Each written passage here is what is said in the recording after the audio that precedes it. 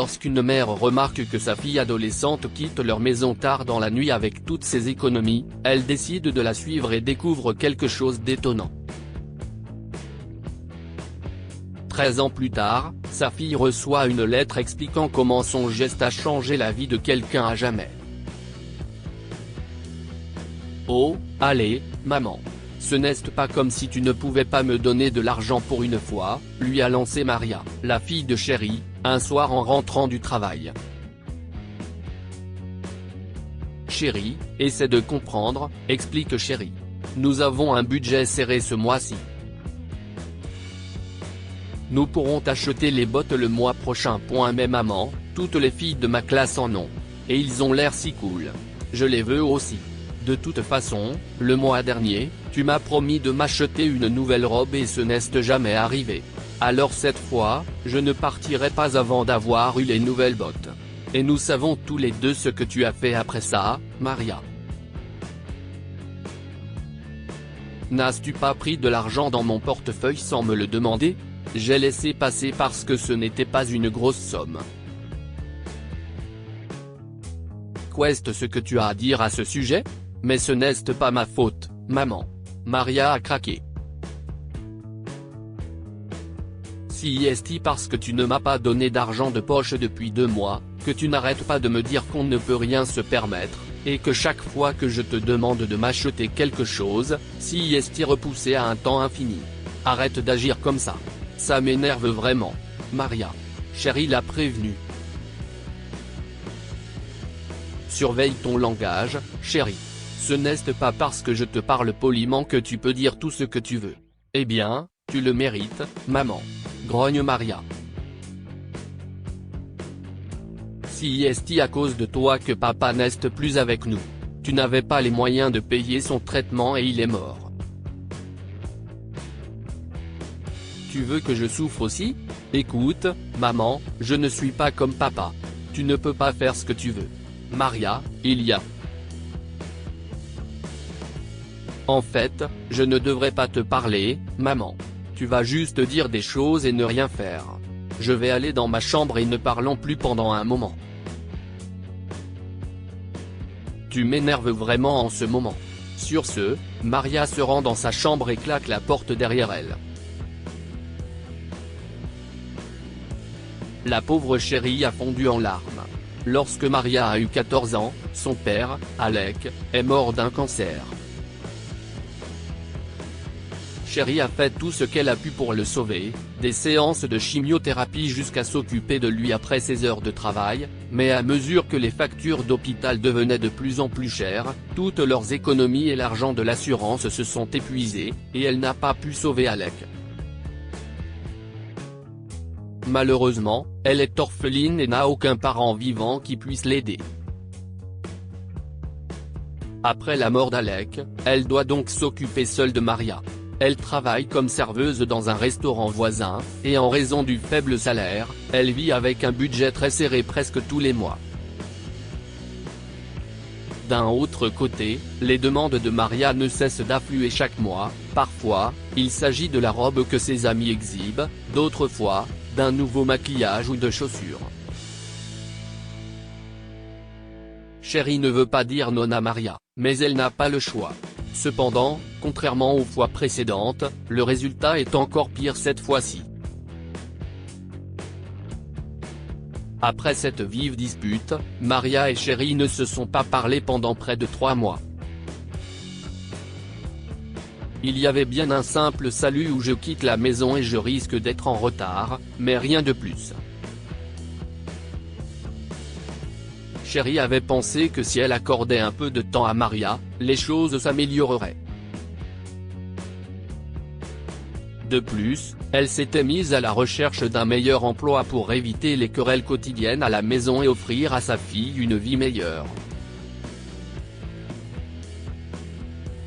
Heureusement, elle a été embauchée comme réceptionniste quelques jours seulement après avoir posé sa candidature. Le jour où elle se rend au bureau pour accepter sa lettre d'embauche, elle arrive chez elle tard dans la nuit car son nouveau bureau se trouve dans un autre quartier de la ville.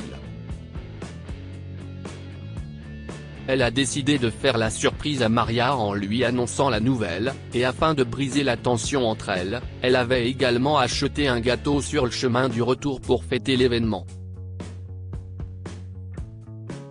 Mais lorsqu'elle rentre chez elle, elle remarque que Maria prépare tranquillement un sac par la porte légèrement entrouverte. Elle a également remarqué que la chambre de Maria était en désordre, avec des vêtements éparpillés, son armoire ouverte et sa tirelire, où elle avait économisé de l'argent, brisé en morceaux. Chérie est prise de panique et n'a aucune idée de ce qui se passe. Maria a bientôt fini d'emballer ses affaires et se lève. Chérie se précipite dans sa chambre et se cache alors que Maria sort de la maison par la porte d'entrée. Chérie décide de suivre sa fille ce soir-là pour voir où elle va, pensant qu'elle prépare quelque chose de mal. Elle marche silencieusement derrière elle, s'assurant qu'elle ne la remarque pas, et après quelques minutes, elle voit Maria se diriger vers une allée remplie de bennes à ordures. Elle s'est cachée derrière un mur, et quelques secondes plus tard, elle a vu un homme débraillé s'approcher de Maria. Maria a pris tout son argent, une couverture et quelques vieux vêtements dans son sac et les a offerts à l'homme. Ce sont les vêtements de mon père, et j'espère qu'ils vous iront, a-t-elle expliqué. Je suis désolé de ne pas pouvoir vous ramener chez vous, mais vous pouvez dormir ici enveloppé dans la couverture. Elle vous tiendra chaud en hiver. Les yeux de Chérie se sont mis à briller quand elle a vu Maria aider quelqu'un dans le besoin. Soudain, elle a remarqué qu'elle mettait sa casquette à capuche et se dirigeait vers la sortie de la ruelle. Chérie accélère le pas et arrive chez elle avant Maria, grâce à un raccourci qu'elle connaît. Lorsque la jeune fille est entrée dans la maison, Chérie a allumé toutes les lumières. Alors, Maria, où étais-tu jusque tard dans la nuit ? Demande-t-elle en faisant semblant d'être sévère. Je n'ai pas besoin de te répondre, maman. Et pourquoi étais-tu si tard ? Je pensais que tu ferais la grasse matinée chez quelqu'un d'autre. Ce n'est pas comme. Avant que Maria ne termine, Chérie s'avance et la prend dans ses bras. Je suis si fière de toi, Maria. Tu n'avais pas besoin de me le cacher. Maman. Tu vas bien ? Que s'est-il passé ? Je t'ai vu aider le sans-abri, Maria. Quand je suis rentré à la maison, je t'ai vu faire ton sac et partir, alors j'ai décidé de te suivre dans la ruelle. Mais chérie, pourquoi tu ne m'en as pas parlé avant ? Je suis si fière de ce que tu as fait. Les yeux de Maria s'illuminent au compliment de sa mère. Oh, alors tu m'as vu avec Georges, dit-elle en retenant ses larmes. Oui, si est un sans-abri, et ses enfants l'ont mis à la porte. Je l'ai croisé en rentrant de l'école il y a quelques jours. Papa me manquait et... Elle a presque éclaté en sanglots. Et tu étais en colère contre moi, et tu ne me parlais même pas. Alors je me suis senti très seul et j'ai commencé à le voir souvent. Oh, chérie, ce n'est pas ça. Je pensais que tu voulais juste un peu d'espace. Je ne faisais pas exprès de t'éviter. Au fait, pourquoi l'as-tu rencontré si tard dans la nuit ? Tu aurais pu y aller après l'école.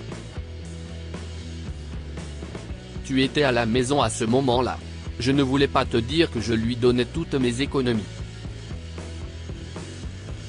Je pleurais quand je l'ai rencontré ce jour-là, et quand il m'a vu, il m'a consolé et m'a parlé, alors je me suis senti mieux. Je voulais l'aider, alors je lui ai donné l'argent et les vêtements de papa. Eh bien, alors, a suggéré Chérie, et si nous allions rencontrer Georges demain ? J'ai une idée pour l'aider. Merci, maman, dit Maria en l'embrassant une fois de plus. Et je suis désolé de m'être comporté si impoliment. Si est-il bon, chérie. J'aurais dû être plus patiente avec toi. Au fait, j'ai reçu un gâteau parce que j'ai trouvé un nouveau travail. Coupons l'ensemble. Vraiment? Félicitations, maman. Merci, chérie. 13 ans plus tard. Maria a commencé à travailler comme ingénieur logiciel en Californie, et elle et sa mère ont déménagé de leur ville natale. Lorsque Maria ouvre la porte en entendant la sonnette, un dimanche après-midi, elle découvre une lettre sur le pas de sa porte. Elle lui est adressée, mais il n'y a aucune information sur l'expéditeur. Maria était curieuse, alors elle a déchiré le rabat de l'enveloppe. Mais lorsqu'elle ouvre la lettre et commence à la lire, son passé défile devant ses yeux. Chère Maria, merci de m'avoir aidé quand personne ne le faisait. J'espère que vous ne m'avez pas oublié. J'ai été engagé comme agent de sécurité avec l'aide de ta mère. J'étais triste que toi et ta mère partiez en Californie après avoir obtenu une bourse pour y étudier. Mais grâce à toi et à ta mère, j'ai eu l'impression d'avoir à nouveau une famille. Je te remercie aussi de m'avoir laissé ta nouvelle adresse. Je sais que cela va te surprendre, mais je n'ai jamais été un sans-abri. Je suis un riche homme d'affaires, et après avoir découvert que mes enfants et ma femme née ne voulaient qu'à mon argent, je me suis déguisé pour trouver un héritier. Quand je vous ai rencontrés, toi et ta mère, j'ai su qui serait mon héritier. Cependant, je n'ai jamais révélé mon identité car j'étais très heureux de vivre une vie humble autour de vous deux. Malheureusement, vous lisez cette lettre lorsque je ne suis plus en vie.